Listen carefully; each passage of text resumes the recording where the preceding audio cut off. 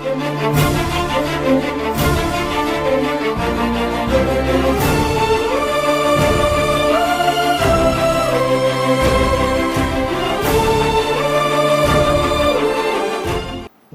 స్తోత్రము కలుగునుగాక. ప్రియమైనటువంటి దేవుని పిల్లలారా, 2026 సంవత్సరంలో అప్పుడే మనకి 2వ నెల వచ్చేసేసింది. మరి మీ అందరూ కూడా దేవుని యొక్క వాక్యాలు వింటున్నారని నేను విశ్వసిస్తున్నాను. ప్రార్థన జవాబు అనేటువంటిది ప్రస్తుతానికి ఈ వారం అయితే నేను చెప్పట్లేదు, మళ్ళీ వచ్చే వారం నుంచి నేను కంటిన్యూషన్ చేస్తాను. పోయిన వారం పోయినసారి నేను చెప్పినప్పుడు, అంటే డిసెంబర్ నెలలో మీకు చెప్పినప్పుడు ఒక విషయాన్ని చెప్పాను, నాలుక గురించి మాట్లాడుతున్నాను. ఇప్పుడు ఆ నాలుకను గురించే మళ్ళీ నేను ఆ విషయాన్ని తెలియజేస్తాను. ఎక్కడ ఆపాము మనం అని అంటే, మీరు గ్రంథాలు ఉన్నటువంటి వారు, మీరు వాక్యాలు వింటున్నటువంటి వారు, మరి మీ అందరూ కూడా తెలుసుకొని ఉన్నారు అనుకుంటున్నాను. మనము యాకోబు పత్రికలో మరి నాలుక దానిని గురించి అది సర్వ ప్రపంచమునకు కూడా చిచ్చు పెట్టేది అనేటువంటిది అప్పటి వరకు చెప్పాను. మీరు కావాలంటే మీరు ఆ డిసెంబర్ నెలలో నేను చెప్పినటువంటి ఆ వాక్యాల వరకు మీరు వెళ్ళొచ్చు, చూసుకోవచ్చు. ఏంటి జనచక్రమునకు చిచ్చు పెట్టున్నది అక్కడి వరకు చెప్పాను. ఇప్పుడు అదే ఎక్కడైతే ఆపామో మళ్ళీ మనం అక్కడి నుంచే దాన్ని స్టార్ట్ చేయడానికి నేను ఇష్టపడుతూ ఉన్నాను. దేవునికి స్తోత్రము కలుగునుగాక. యాకోబు పత్రిక 3వ అధ్యాయము, ప్రియమైనటువంటి దేవుని పిల్లలారా, యాకోబు పత్రిక 3వ అధ్యాయము 3వ వచనములో నుండి పోయినసారి మనం చదువుకున్నాం. మరి అది ఈ రోజున మనం దానిని గురించే మనం మాట్లాడుకుంటున్నాం. 5 వరకు మనం చదివాం. 6 నాలుక అగ్నియే, నాలుక మన అవయవములో ఉంచబడిన పాప ప్రపంచమై సర్వ శరీరమునకు మాలిన్యము కలుగజేయచ్చు, జనచక్రమునకు చిచ్చు పెట్టును, అది నరకము చేత చిచ్చు పెట్టబడును. మృగపక్షి సర్పజల చరములలో ప్రతి జాతియు నరజాతి చేత సాధు ఆయను గాని ఏ నరుడును నాలుకను సాధు చేయనేరడు. అది మరణకరమైన విషయముతో నిండి ఉన్నది, అది నిరర్గళమైన దోషత్వమే. దేవునికి స్తోత్రము కలుగునుగాక. హల్లెలూయా. ఇక్కడ జనచక్రమునకు చిచ్చు పెట్టున్నది అంటూనే అని అంటాడు, మరణకరమైన విషముతో నింపబడి ఉన్నదట నాలుక. నాలుక మరణకరమైన విషముతో నింపబడి ఉన్నది అంటున్నాడు ఆయన. అందుకనే ఆయన అంటున్నాడు, మనము చూసినప్పుడు ఈ యొక్క మరణకరమైనటువంటి విషముతో నింపబడినది అది నిరర్గళమైనటువంటి దుష్టత్వమేనట. నిరర్గళమైనటువంటి దుష్టత్వమే అంటున్నాడు ఆయన. అంత దుష్టత్వము కలిగినటువంటి నాలుకను ఎవరైతే చేసుకుంటారో, సాధువు చేయాలి, సాధువు చేయగలుగుతారో వాళ్ళే యథార్థముగా దేవుని కుమారులు కుమార్తెలు అనబడతారు. ప్రియ దేవుని పిల్లలారా, ఇక్కడ దానిని సాధువు చేయటానికి మనం చూస్తే ప్రభు అంటున్నాడు, మృగపక్షులు కానీ, అడవి జంతువులు కానీ, విషసర్పములు కానీ ఏదైనప్పటికీ కూడా ఆ మనిషి చేతులు అవి ఆడిచ్చినట్టు ఆడతాయట. వాటిని సాధు చేయగలరు. కానీ ఈ నాలుకను సాధు చేయగలిగిన వాడు భూమి మీద ఎవడో లేడు, కానీ ఉన్నాడు. ఎందుకంటే ప్రతి మనుషుడు ఈ యొక్క నాలుకను సాధు చేసుకోగలిగితే, మన మాటలను క్లుప్తంగా మాట్లాడితే, ఎవరు మనల్ని తిట్టినా, ఎవరు మనల్ని అన్నా మౌనంగా దేవుని సన్నిధిలో ప్రార్థన చేస్తే, నీవు నీ యొక్క మాటలను తగ్గించుకుంటే, నీ యొక్క మాటలకు నువ్వు పదును పెట్టకుండా ఉన్నట్లయితే, పాము నాలుకల వలె నీ నాలుకను ఆడించకుండా ఉంటే, నువ్వు కత్తి వలె నీ పదాలను నువ్వు బయటకు తీసుకురాకుండా ఉంటే, ఖచ్చితముగా నీవు దేవుని యొక్క రాజ్యమునకు వారసుడిగా వెళతావు, నువ్వు నీతిమంతుడు అవుతావు. అప్పుడే దేవునికి స్తోత్ర. మనం ఏబు గ్రంథంలో చదువుతాం, ఒక మాట అంటాడు, ఆ మాటలలో కూడా ఏమన్నాడంట ఆయన, పాపము చేయలేదు అన్నాడు. మాటల్లో కూడా పాపం చేయలేదు అన్నాడు. అంటే తన భార్య అంటదే, నువ్వు ఆస్తులు పోగొట్టుకున్నావు, పిల్లలు పోగొట్టావు, అంతా అయిపోయింది, ఆఖరికి నువ్వు నాకు కూడా పనికిరాని స్థితిలో ఉన్నావు, ఆ దేవుణ్ణి దూషించి చావరాదా, ఇంకెందుకు నా కళ్ళ ముందు ఉంటున్నావు అని అడిగింది ఆమె. అప్పుడు ఆయన అంటున్నాడు ఒక మాట, ఏమన్నాడు అంటే, దేవుడిచ్చినటువంటి ఆశీర్వాదాలు, ఆ ఫలాలు మనం పొందుకొని తినడానికే అర్హులము, కానీ ఆయన పెట్టినటువంటి బాధలు మనం అనుభవించతగమా అని అన్నాడు. నువ్వు దూషించి చావు అన్నప్పుడు నన్ను చావమంటావా అని ఆయన అనలేదు. దేవునికి స్తోత్రము కలుగునుగాక. ప్రియమైన దేవుని పిల్లలారా, అక్కడ కూడా ఆయన తప్పు చేయలేదని దేవుడే కితాబిస్తున్నాడు. ఎవరో వాళ్ళు చెప్పాల్సిన పని లేదు, దేవుడు చెప్పాలి మన గురించి. ఇందుకని ఇక్కడ మనము చేయగలం. అందుకని ఇక్కడ ఆయన తన భక్తులతో ఏమని మాట్లాడుతున్నాడు అంటే, ఒక్క నోట నుండియే ఆశీర్వచనమును శాపవచనమును బయలువెళ్ళును. నా సహోదరులారా, ఇలాగుండకూడదు. నీటి బుగ్గలో ఒక జలం నుండియే తీయని నీరును చేదు నీరును ఊరునా? నా సహోదరులారా, అంజూరపు చెట్టున ఒలివ పండ్లైనను ద్రాక్ష తీగన అంజూరపు పండ్లైనను కాయునా? అటువలే ఉప్పు నీళ్లలో నుండి తీయని నీళ్లు ఊరవు. ఉప్పు నీళ్లలో నుండి తీయని నీళ్లు ఊరవు. అందుకనే నీ నోరు దేవుడు నీళ్ల జలముతో పోల్చాడు. ఒక్కటి గుర్తుపెట్టుకో, ఆశీర్వదించేది ఈ నోటితోనే, శాపవచనాలు పలికేది ఈ నోటితోనే. ఎందుకు మనకు ఆ విధానం చెప్పు? ఒక్కసారి ఆలోచన చేయి. ప్రియ దేవుని పిల్లలారా, ఈ నాలుకను దేవుడు ఏమంటున్నాడంటే సాధు చేయమన్నాడు. దేవునికి స్తోత్రము కలుగునుగాక. హల్లెలూయ. ఏం చేయాలంట? నాలుక అగ్ని అయి ఉన్నది, అగ్ని వంటి నాలుక. దీన్ని సాధు చేయి, దాన్ని ఆర్పేయి. అగ్ని మీద నీళ్లు పోస్తే ఏమైపోతాయి? ఆరిపోతాయి. అలాగే నీ నాలుకను ఆరిపోయి. నీళ్లతో పోల్చాడు దేవుడు. ఉప్పు నీళ్లు అందులోనేంచే రావు, తీయని నీళ్లు రావు. అందుకనే దేవుడు అంటున్నాడు, నీ నీరు తీయగా ఉండాలి అంటే నీ నోరు నాలుక అదుపులో ఉండాలి అన్నాడు. దేవునికి స్తోత్రము కలుగునుగాక. హల్లెలూయా. చూడండి, మరి ఒకవేళ నువ్వు అడ్డదిడ్డంగా మాట్లాడతానయ్యా, నాకు ఇది ఖచ్చితంగా నేను చేసేదే అని నువ్వు అన్నావు అనుకో, ఏం చేస్తాడు దేవుడు? కీర్తన గ్రంథము, బైబిల్ గ్రంథాలు ఉన్నవారు మీరు గ్రంథాలు తెరవండి ప్రియ దేవుని పిల్లలారా. కీర్తనల గ్రంథము 12వ అధ్యాయము. ఇక్కడ మనం చూసినట్లయితే దేవుడు ఒక చక్కని మాటను దేవుడు మనతో మాట్లాడుతున్నాడు. కీర్తనల గ్రంథము 12వ అధ్యాయము. మీ గ్రంథాలు ఉన్నటువంటి వారు తెరవండి. కీర్తనల గ్రంథము 12వ అధ్యాయము 3వ వచనము నుండి చూస్తే, యెహోవా చకములాడు పెదవులన్నిటినీ బింకములాడు నాలుకలన్నిటినీ ఏం చేస్తానన్నాడు ఆయన? ఏం చేస్తాడండి ఆయన? కోసివేస్తాడట. కోసేస్తాడంతే. ఒక్కసారి నీ నాలుగు కోసేస్తే నీకు నోట్లోంచి మాటలు వస్తాయా? రావు. అదే ఆ పనే చేయబోతున్నాడు ఆయన. మనము దేవునికి వ్యతిరేకంగా నువ్వు ఏ పని చేయకూడదు. అందుకనే దేవుడు అంటున్నాడు వాటిని కోసివేస్తాడు. అయితే అయా, మరి ఈ భూలోకంలో నాలుకను గురించి ఇన్ని రకాలుగా ఇన్ని విషయాలు చెప్పారు కదా, మరి మనం తప్పించుకునే మార్గం ఉందా లేదా అని నువ్వు నన్ను అడుగుతావేమో. అడుగుతావు కూడా, నాకు తెలుసు.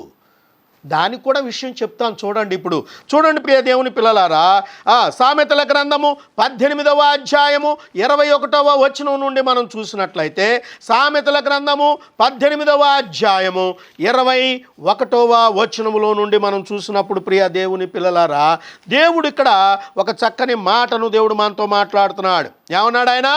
జీవమరణములు నాలుక వశము, దాని యందు ప్రీతిపడువాడు దాని ఫలము తిందురు. దేవునికి స్తోత్రం. జీవమరణములు దేని వశమట? జీవమరణములు నాలుక వశం. నాలుక వశం, జీవమరణాలు నాలుక వశంలో ఉన్నవి. దాని మీద ప్రీతిపడువాడు అంటే దాని మీద ఆశపడేవాడు, లేకపోతే అది కావాలని కోరుకునేవాడు ఏమవుతాడు? వాడు దాని ఫలాన్ని తింటాడు. ఆ ఫలం ఏంటి? చేదు ఫలం. మిసిడి పండు అంత చేదుగా ఉంటుందట. ఆ చేదు ఫలం నువ్వు తింటావు. అందుకని నాలుకను మనం ఏం చేయాలంట? ఈ నాలుకను మనము అదుపులో పెట్టుకోవాలి. ఏం చేయాలంటే మనము నాలుకను అదుపులో పెట్టుకోవాలి. దేవుడు అదే అంటున్నాడు, నీ నాలుకను అదుపులో పెట్టుకో. అదుపులో ఎలా పెట్టుకోవాలి? ఇప్పుడు చూపిస్తాను చూడండి. 12వ అధ్యాయము సామెతల గ్రంథము, బైబిల్ గ్రంథాలు ఉన్నటువంటి వారు 12వ అధ్యాయము సామెతల గ్రంథము 18వ వచనములో నుండి, కత్తిపోటు వంటి మాటలు పలుకువారు కలరు, జ్ఞానుల నాలుక ఆరోగ్యదాయకము. ఇక్కడి నుంచి నువ్వు ఎలా మార్చుకోవాలో ఇక్కడి నుంచి మీకు తెలియజేస్తాను. జ్ఞానుల నాలుక ఆరోగ్యదాయకం అంట. నువ్వు జ్ఞానివైతే, అజ్ఞానే కదా అడ్డగోలుగా మాట్లాడేది, జ్ఞానివైతే ఆచితూచి మాట్లాడతావు. నోరు అదుపులో ఉండాలి అని అంటే నువ్వు జ్ఞానంగా ఆలోచించాలి. అవతల వాళ్ళు చెప్పినటువంటిది ఏమిటి అని నువ్వు ఆలోచించాలి. ఆలోచించకుండా నీ ఇష్టం వచ్చినట్టు మాట్లాడావనుకో, అప్పుడు నువ్వు అజ్ఞానివే. ఆలోచించావనుకో, నువ్వు జ్ఞానివే, అప్పుడు నువ్వు ఆరోగ్యంగా ఉంటావు. దేవునికి స్తోత్రం కలుగును గాక. ఆరోగ్యం ఎక్కడి నుంచి వస్తుందండి? ఎక్కడుంది చెప్పండి? మనిషి ఆరోగ్యం ఎక్కడుంది? నీ నోట్లోనే ఉంది. దేవునికి స్తోత్ర. నీ నాలుకలోనే ఉంది ఆరోగ్యం. అడ్డగోలుగా మాట్లాడితే ఏమవుతుందండి?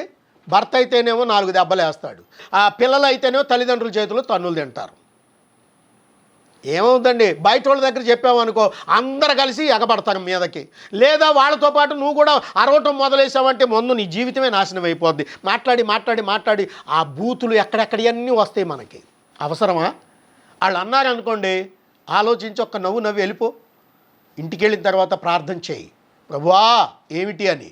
నిన్ను తిట్టిన వాళ్ళే నీ దగ్గరకు వచ్చి నిన్ను క్షమాపణ అడుగుతారు. దేవునికి స్తోత్రము కలుగును గాక.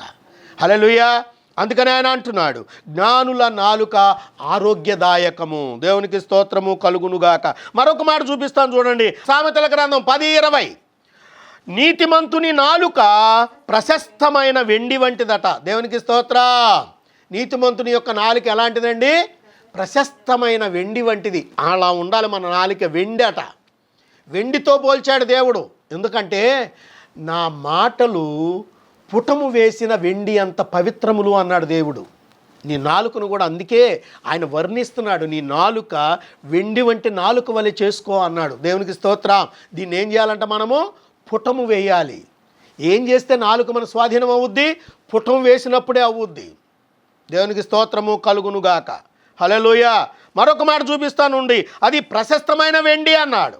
25:15 సామెతల గ్రంథంలో 25వ అధ్యాయము 15వ వచనములో నుండి కనుక మనం చూసినట్లయితే ఇక్కడ మరొక మాటను దేవుడు మనకు తెలియజేస్తున్నాడు. 25వ అధ్యాయము 15వ వచనములో నుండి, ప్రియమైనటువంటి దేవుని పిల్లలారా, దీర్ఘశాంతము చేత న్యాయాధిపతిని ఒప్పించవచ్చును, సాత్వికమైన నాలుక ఎముకలను నలగగొట్టును. దేవునికి స్తోత్ర. దీర్ఘశాంతము చేత న్యాయాధిపతిని ఒప్పించవచ్చట. సాత్వికమైనటువంటి ఈ నాలుక ఎముకలను నలగొట్టుద్దట. దేవునికి స్తోత్రం. ఎవరి ఎముకలు? నిన్ను తిట్టిన వాళ్ళే, నిన్ను కొట్టిన వాళ్ళే, నిన్ను హింసించిన వాళ్ళే, నిన్ను బాధ పెట్టినటువంటి వాళ్ళే. ఇన్ని అంటున్నా కూడా అవతల నుంచి నాకు ఒక సమాధానం, ఒక మాట రావట్లేదు. ఏంట్రా బాబు? వాళ్ళ ఎముకలు నలిగిపోతాయట, మెత్తబడిపోతాయట, నుజ్జు నుజ్జు అయిపోతాయట. అది నున్నగా ఇదైపోయి పాడైపోతాయి, ఇరిగిపోతాయట. ఎముకలు పాడైపోవును. నీ నాలుక అంత గొప్పగా, నీతిమంతుని నాలుక అక్కడ చెప్పాడు. ఇక్కడ మనం చూసినట్లయితే అంటాడు, దీర్ఘశాంతము చేత న్యాయాధిపతిని ఒప్పించవచ్చు, సాత్వికముగా ఉండాలంటే నీ నాలుక. ఎలా ఉండాలండి? ఇక్కడ సాత్వికం. ఏదండి సాత్వికము? సాత్వికం ఏది? అమ్మాయిని చూస్తే అమ్మాయి చాలా సాత్వికంగా, అసలు ఎంత ఇదండి అంటాం, కానీ లోపల మాత్రం మహా గయ్యాళి గంప. నోరు తెరిస్తే అపవిత్రమైన మాటలు. ఇంకా కొంతమంది ఉంటారు, నాలుకతో వాళ్ళు చేసే అన్నీ కూడా ఏంటంటే మాంత్రిక తాంత్రిక శక్తులు చేస్తూ ఉంటారు వాళ్ళు. దేవుడు ఎప్పుడో కొడతాడు, ఉన్న పాలన మొత్తం కుటుంబాలు నాశనం అయిపోతాయి. ప్రియ దేవుని పిల్లలారా, గుర్తుపెట్టుకోండి, ఇక్కడ దేవుడు మాట్లాడే ప్రతి మాటను నువ్వు వినాలి. దేవుని యొక్క వాక్యమునకు నువ్వు లోబడాలి. నీ నాలుక సాత్వికముగా ఉండాలి. దేవుడు అదే కోరుకుంటున్నాడు. ఈరోజు నువ్వు మాట్లాడే నీ మాటల వల్ల నువ్వు కనిన నీ పిల్లలు వృద్ధిలోకి రాకపోగా, నీవు చేసిన నీ తప్పుల వల్ల నీ పిల్లలు శాపగ్రస్తులు అవుతారు. దేవునికి స్తోత్రం. అంతదాకా నువ్వు తెచ్చుకోవద్దు. అందుకనే సాత్వికమైన నాలుకగా ఉండాలన్నాడు. దేవునికి స్తోత్రము కలుగునుగాక. చూడండి, మరొక మాట చూపిస్తాను మీకు. కీర్తనల గ్రంథము 51వ అధ్యాయము 14వ వచనము నుండి మనం చూస్తే, దేవా నా రక్షణకర్తయగు దేవా, రక్తాపరాధముల నుండి నన్ను విడిపింపుము. అప్పుడు నా నాలుక నీ నీతిని గురించి ఉత్సాహగానము చేయును. ఈయన చూడండి ఎంత చక్కగా చెప్తున్నాడు. దేవుణ్ణి అడుగుతున్నాడు, ప్రభువా నా నాలుక నీ నీతిని గురించి ఉత్సాహగానం చేయాలి అని అంటే, రక్తాపరాధము నుండి నన్ను విడిపింపము. నా తల్లిదండ్రులు చేసిన పాపములో నుంచి నాకు విడుదల కలుగుచేయి. దేవునికి స్తోత్ర. నా తల్లిదండ్రులు చేసిన పాపముల నుంచి నాకు విడుదల కలుగు చేయమని అడుగుతున్నాడు ఆయన. విడుదల కోరుకో, దేవుని సన్నిధిలో మోకరించు, దేవుని సన్నిధిలో ప్రార్థన చేయి. మా అమ్మ చెప్పింది కాబట్టి, మా అమ్మ చేసింది కాబట్టి మా అమ్మలాగా నేను కూడా చేస్తాను అన్నావా, నీ పిల్లలు నాశనానికే పాత్రులు వాళ్ళు. నీ ఒకళ్ళని పాడు చేయాలనుకుంటే నీ కుటుంబం మొత్తం ఏళ్లతో సహా దేవుడు నాశనం చేసి పెడతాడు అక్కడ. గుర్తుపెట్టుకో. ఓ ప్రియమైనటువంటి దేవుని పిల్లలారా, నువ్వేం చేయదలుచుకున్నావు? మంత్రాలకు చింతకాయలు రాలుతాయా అంటే నీ మంత్రాల వల్ల కొంతవరకు నువ్వు ఉపశమనం పొందవచ్చు, కానీ దేవుని యొక్క ఉగ్రత నుండి నువ్వు తప్పించుకోలేవు. ఖచ్చితంగా నీ యొక్క కుటుంబము సర్వనాశనం చేస్తాడు దేవుడు. అందుకనే దేవుడు మాట్లాడుతున్నాడు ఇక్కడ, నీ నాలుకను స్వాధీనపరచుకోమంటున్నాడు. ఆయన అడుగుతున్నాడు, చాలా చక్కగా అడుగుతున్నాడు. నా తల్లిదండ్రుల యొక్క రక్తాపరాధము నుండి, రక్తాపరాధం అంటే తల్లిదండ్రులు చేసిన పాపాలు బిడ్డల ఒళ్ళు వేస్తానన్నాడు కదా, అందుకని నా రక్తాపరాధముల నుంచి నన్ను విడిపించుము, అప్పుడు నా నాలుక నీ నీతిని గురించి ఉత్సాహగానం చేస్తుంది, అందులోంచి నన్ను విడిపిస్తే నేను ఆ ఉత్సాహగానం చేస్తానయ్యా అని దేవునికి ప్రార్థన చేస్తున్నాడు ఆయన. దేవునికి స్తోత్రము కలుగునుగాక. హల్లెలూయా. ఎంత గొప్ప ఆశ్చర్యకరుడు, ఆలోచనకర్త, సమాధానమునకు అధిపతి అయిన దేవుడు. దేవునికి స్తోత్రము కలుగునుగాక. చూడండి, మరొక మాట చెప్తాను మీకు. కీర్తన గ్రంథము 71లోకి వద్దాం.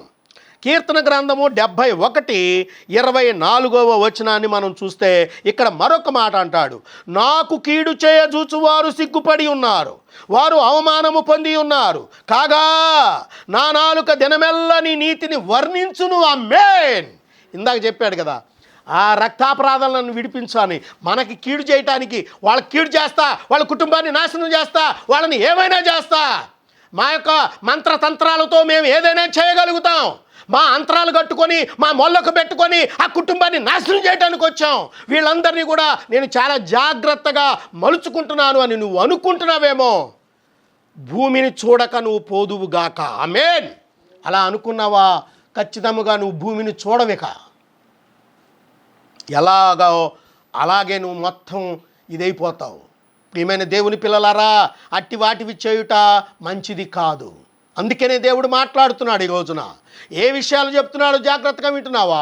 నాకు కీడు చేయజూచువారు సిగ్గుపడి ఉన్నారు, వారు అవమానము పొంది ఉన్నారు, కాగా నా నాలుక దినమల్లా నీ నీతిని వర్ణించును. దేవుని నీతిని మాత్రమే వర్ణిస్తుంది. మనం పోట్లాడుకోవచ్చండి, మనం ఇంట్లో గొడవ అంటే మాట కుదరక మనం మాట్లాడుకోవచ్చు, అరుచుకోవచ్చు, కానీ అందులో కూడా అపవిత్రత రాకూడదు.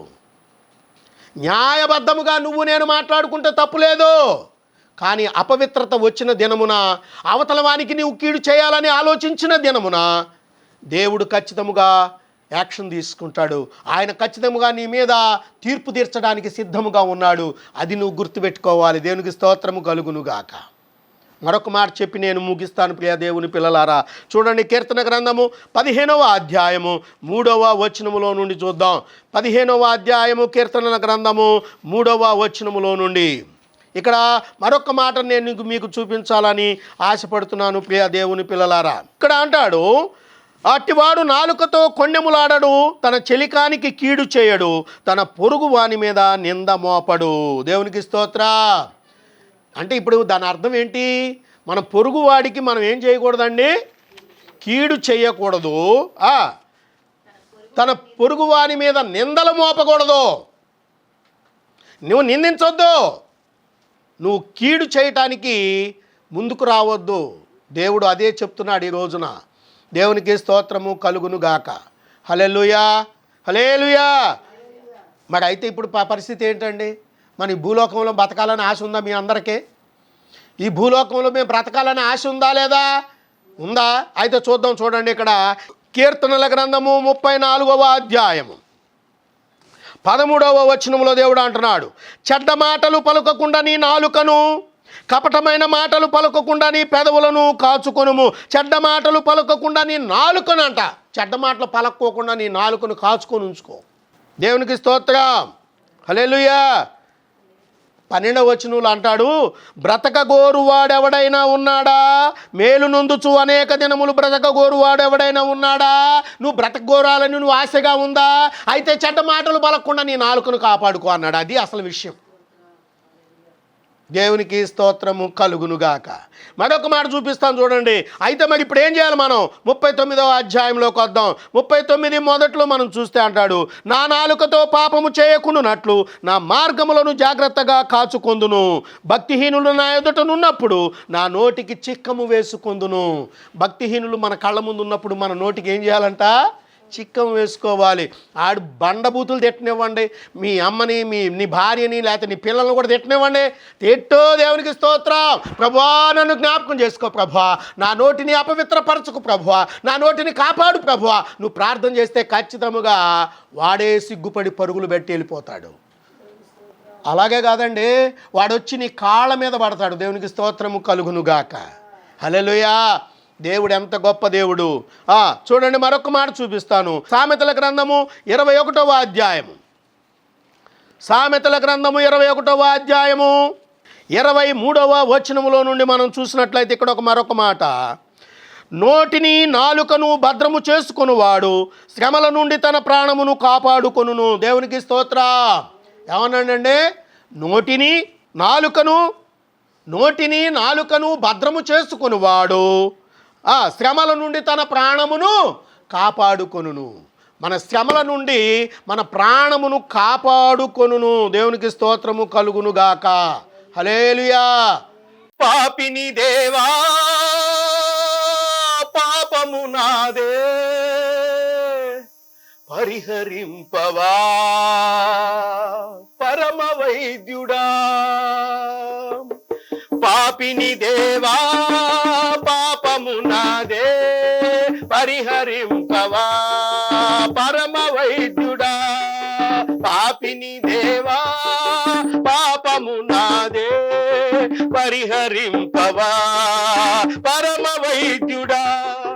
నా కాలి నడకలలో దాగున్నది పాపం, నా చేతి పనులలో దాగున్నది పాపం. నా కాలి నడకలలో దాగున్నది పాపం, నా చేతి పనులలో దాగున్నది పాపం. ఏ పాపమో నన్ను పడద్రోసెను, ఏ దోషమో నన్ను కప్పివేసెను. ఏ పాపమో నన్ను పడద్రోసెను, ఏ దోషమో నన్ను కప్పివేసెను. పాపిని దేవా పాపము నాదే పరిహరింపవా పరమ వైద్యుడా. స్తోత్రం. పాపిని దేవా పాపము నాదే పరిహరింపవా పరమ వైద్యుడా. స్తోత్రం.